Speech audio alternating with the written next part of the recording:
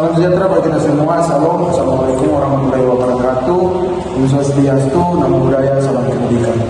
Kami dari kelompok 4 akan memaparkan materi yang pertama, perkembangan sistem saraf, dan yang kedua, rasa lapar, makan, dan kesehatan. Sebelum itu kami akan memperkenalkan nama kami, dimulai dari sebelah kanan saya, yaitu saya Rekordi Tapungamoy, saya Brian Yanis Buasing, saya Felicia Amro, Tinggal Menantes, saya Gila Melium.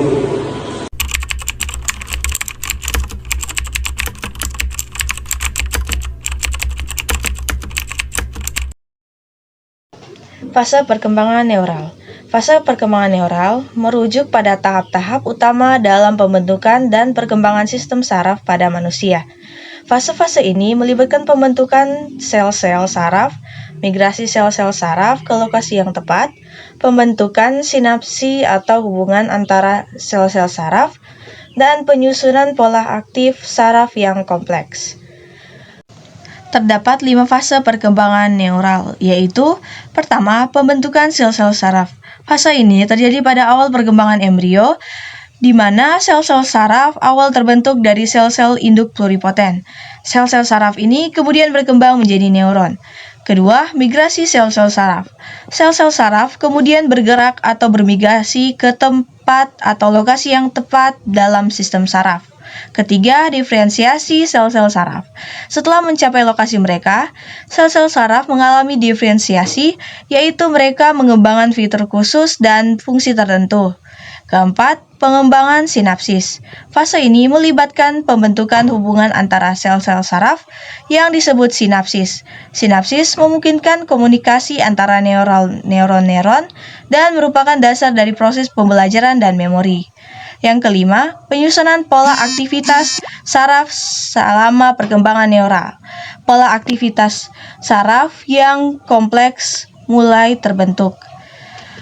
Fase-fase perkembangan neural ini berlangsung sepanjang hidup manusia, tetapi perkembangan utama terjadi pada masa pranatal atau awal kehidupan. Perkembangan cerebral postnatal pada bayi.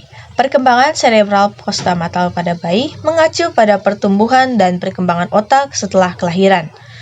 Ini melibatkan berbagai proses seperti proliferasi sel saraf, migrasi sel saraf, diferensiasi sel saraf, pembentukan sinapsis, dan pembentukan mielinisasi.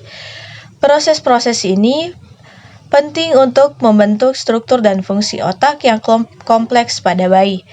Perkembangan cerebral postnatal dipengaruhi oleh faktor lingkungan dan pengalaman, seperti interaksi dengan lingkungan, stimulasi sensorik, dan interaksi sosial yang positif. Neuroplastisitas pada orang dewasa dapat terjadi dalam berbagai bentuk, termasuk perubahan dalam struktur otak seperti pembentukan baru dari jaringan saraf dan perubahan dalam ukuran dan kepadatan neuron.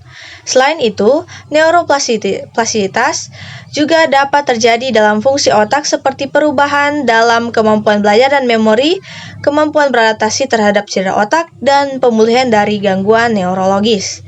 Latihan fisik dapat meningkatkan pertumbuhan dan kelangsungan hidup neuron, sedangkan latihan mental dan kognitif dapat meningkatkan pembentukan sinapsis baru.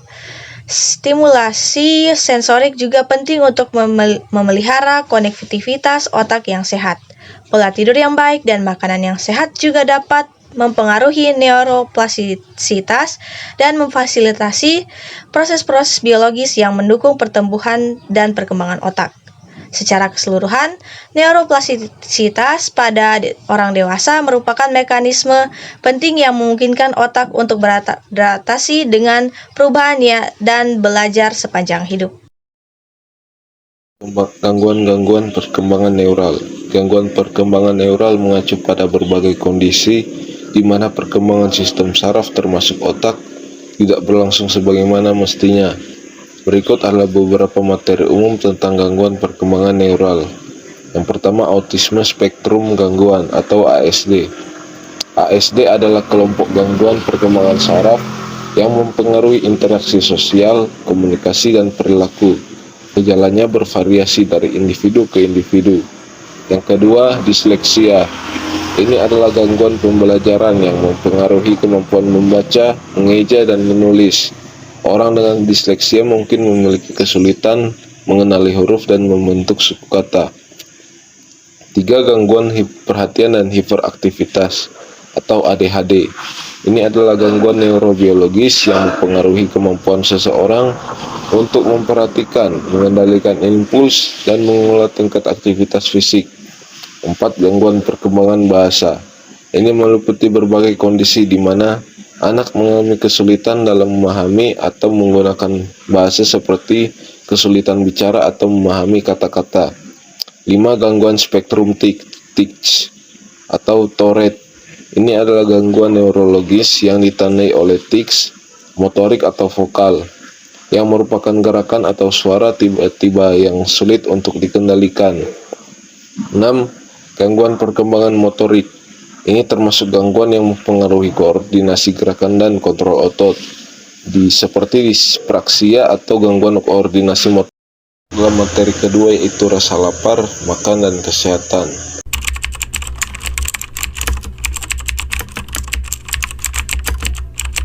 Satu, pencernaan, penyimpanan energi, dan penggunaan energi. Pencernaan adalah proses fisik dan kimia di mana makanan dipecah menjadi zat-zat yang dapat diserap oleh tubuh. Proses pencernaan terjadi dalam beberapa tahap. 1. Mulut. Makanan dikunyah dan dicampur dengan air liur yang mengandung enzim amilase untuk mulai mencerna karbohidrat. 2. Kerongkongan.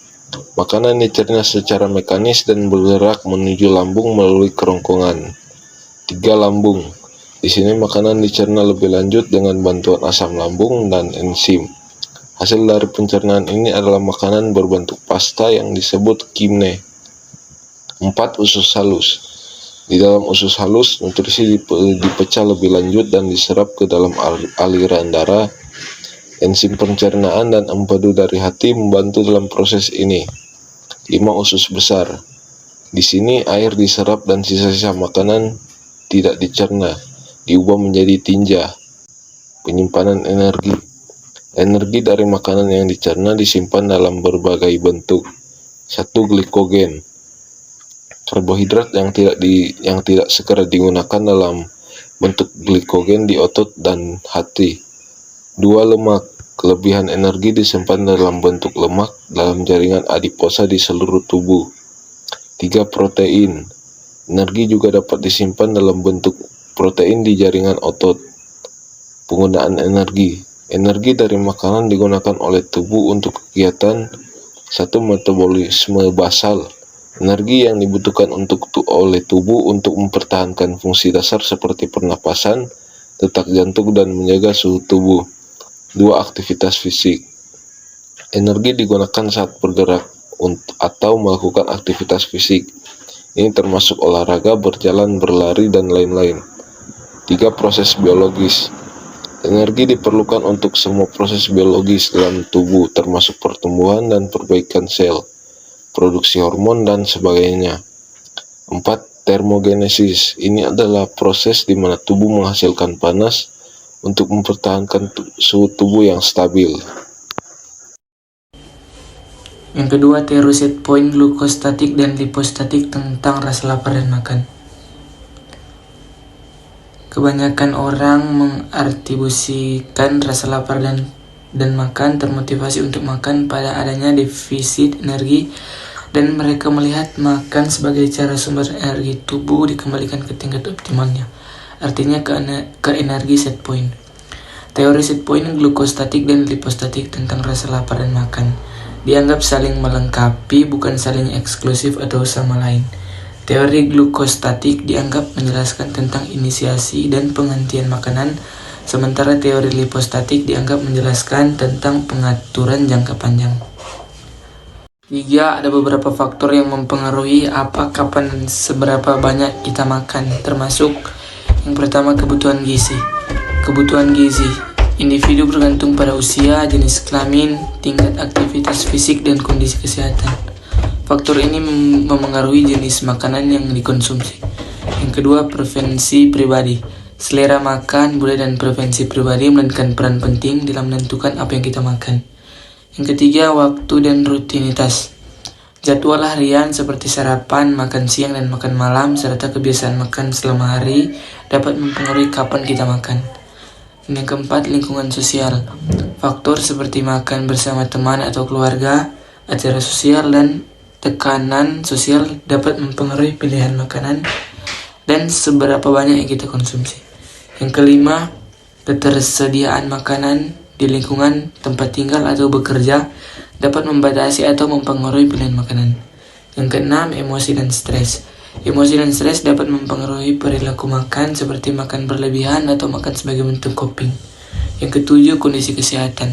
Beberapa kondisi kesehatan seperti alergi makanan, intoleransi, atau penyakit tertentu dapat membatasi atau mengarahkan pilihan makanan. Yang kedelapan, pendidikan gizi. Tingkat pengetahuan tentang gizi dan kesadaran akan pentingnya makanan sehingga seimbang juga dapat memainkan peran dalam makanan. Dengan memperhatikan faktor-faktor ini, kita dapat membuat pilihan makanan yang sehat dan sesuai dengan kebutuhan individu. Dan yang selanjutnya yaitu mengenai penelitian fisiologis tentang rasa lapar dan rasa kenyang. Penelitian fisiologis tentang rasa lapar dan rasa kenyang telah menghasilkan pemahaman mendalam tentang bagaimana tubuh manusia mengatur dan mengenali perasaan ini. Studi-studi ini seringkali melibatkan pengamatan hormon, sistem saraf, dan organ-organ terkait. Beberapa penelitian terkenal dalam bidang ini meliputi yang pertama yaitu hormon grelin.